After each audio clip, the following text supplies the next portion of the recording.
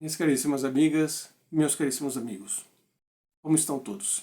Esperamos encontrar todos bem, muita paz, muita prosperidade.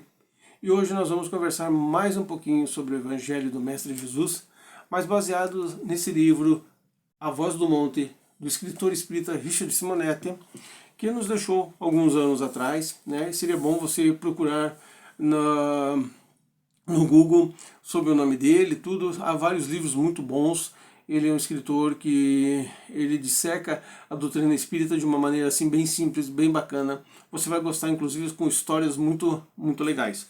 E hoje nós vamos conversar sobre o capítulo 38, o mais importante. Ele já vai nos traçando A Voz do Monte. Esse livro que eu tenho aqui, essa capa é um pouquinho antiga, né, porque é uma das primeiras edições, mas ele fala sobre o Sermão do Monte de Jesus no Monte das Oliveiras, né? Então ele vai conversar sobre o capítulo do evangelista Mateus 7, dos versículos 21 a 23. Nem todo aquele que disser Senhor, Senhor, entrará no reino dos céus, mas aquele que faz a vontade de meu Pai que estás nos céus. Muitos naquele dia hão de dizer, Senhor, porventura não expelimos demônios em teu nome e não fizemos em teu nome muitas maravilhas?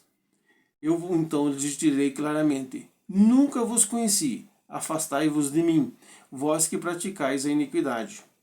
É uma mensagem, um ensinamento muito forte, né? Porque se nós estamos servindo a Deus, estamos servindo os ensinamentos de Jesus, por que Ele quer que se afaste dele, né? E o que nós estamos praticando? Então ele vai nos dizer aqui. Os que têm olhos para ver experimentam o contato com o Evangelho emoções indefiníveis. Há tanta beleza em suas conceituações, com tão sublime demonstração da presença de Deus no universo que chega a causar empolgamento. A gente não vê que as pessoas quando começam, elas mudam assim de denominação religiosa ou mudam de doutrina, elas ficam empolgadas com aquilo, né? Porque é um ensinamento novo, é algo que elas realmente queriam, né? E quando nossa adesão ao cristianismo se faz à luz da doutrina espírita, permitindo-nos superar acanhadas e ingênuas concepções teológicas, que durante séculos, transformadas em dogmas, confundiram os ingênuos e decepcionaram os espíritos mais lúcidos, o entusiasmo é bem maior. E é verdade mesmo.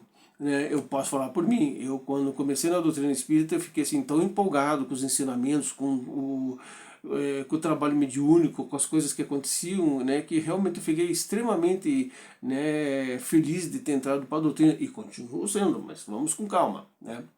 Em O Evangelho segundo o Espiritismo, onde Kardec faz uma apreciação da moral evangélica, enriquecendo-a com a interpretação objetiva e racional, está a religião do futuro inspirada no princípio fundamental enunciado pelo próprio codificador. Fé verdadeira só aquela que pode encarar a razão face a face em todas as épocas da humanidade. Em suas páginas há o mais rigoroso apelo feito pelo homem em favor de sua própria edificação, impondo, por força da argumentação lógica e inequívoca, normas de importância fundamental, dentre as quais se destacam relacionamento, respeitar o semelhante, comportamento, modificar hábitos infelizes, aprendizado, ler muito, estudar sempre, selecionando fontes de conhecimento passíveis de enriquecer a existência com valores da cultura e sabedoria, comunhão com a espiritualidade, oração contrida, meditação sadia, a primeira para receber o que Deus tem para dar, a segunda para entender a sua vontade, serviço edificante, visitar enfermos, atender necessitados, colaborar em obras assistenciais, renovando sempre o propósito de servir o semelhante, emblema inconfundível dos discípulos autênticos do Cristo.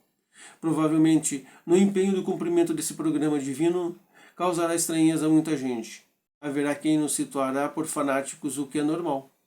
Raros conseguem estabelecer distinção entre o fanatismo e consciência de dever ou senso de responsabilidade. Nesse ponto aqui da nossa leitura, né, neste capítulo, nós temos que entender o seguinte, de que quando você, não somente na doutrina espírita, mas em toda e qualquer religião, você se propõe a servir ao próximo, você tem que trabalhar na questão do seu tempo. Não comece a dizer que eu não tenho tempo para isso, não tenho tempo para aquilo, não tenho tempo para ajudar, não tenho tempo para fazer visitas, eu não tenho tempo para... Não.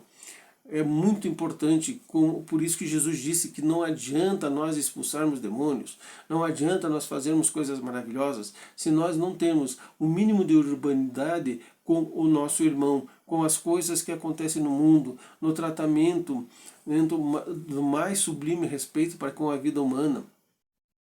Que é o que está infelizmente acontecendo, que a gente vê, né, coisas assim inacreditáveis, a falta de respeito, a falta de urbanidade, o fugir do dever, né? Por isso que ele vai continuar aqui. Isso pouco importará se estivermos certos de que pretendemos. Com a mobilização dos recursos da boa vontade e da dedicação, poderemos desenvolver importantes serviços assistenciais, abrindo campo às ações dos benfeitores invisíveis. Somente os indiferentes não sabem dos prodígios que se operam quando o céu conta com a boa vontade da terra.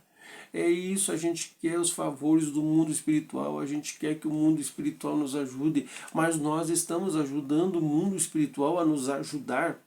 Nós estamos que nem aquele paciente que sabe, depois dos exames, que ele está com uma determinada moléstia, uma determinada doença, e que ele tem que tomar os medicamentos necessários para que o corpo físico, que é material, se restabeleça. Mas ele também tem que fazer a sua parte espiritual, não entrar em desespero, mas entender o que está acontecendo, seguir as orientações médicas, seguir as orientações espirituais. Não, às vezes ele se joga somente nas coisas espirituais, dizendo que Deus me curará, Deus fará as coisas por mim, mas nós temos que abrir a boa vontade, como ele fala aqui na terra. Nós temos que trabalhar esses dois lados da nossa vida espiritual e da nossa vida material. Por isso que Jesus nos ensina: o que é de César, o que é de Deus, é de Deus. Nós poderíamos até colocar em prática, colocando assim: o que é do mundo material, é do mundo material. O que é do mundo espiritual, é do mundo espiritual. Mas nós podemos trabalhar a materialidade para a espiritualidade, pois a espiritualidade já trabalha a materialidade para nós, né? Todavia, não se improvisam santos nem missionários, servos incipientes e frágeis.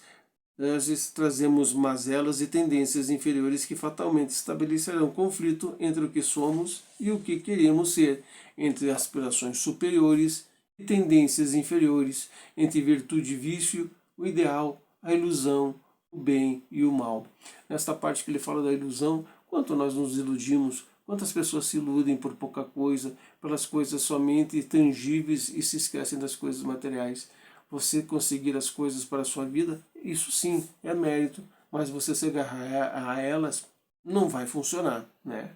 Por isso que ele continua aqui, que o problema não será tão grave se a consciência permanecer vigilante. Se conservando a autocrítica, reconheceremos as nossas faltas e sofreremos com isso, significando que continuaremos um processo de renovação semelhante ao indivíduo que, atrofiado por longo tempo, ao ensaiar o uso das pernas fraqueja e vai ao solo, mas levanta-se prontamente, disposto a cair menos.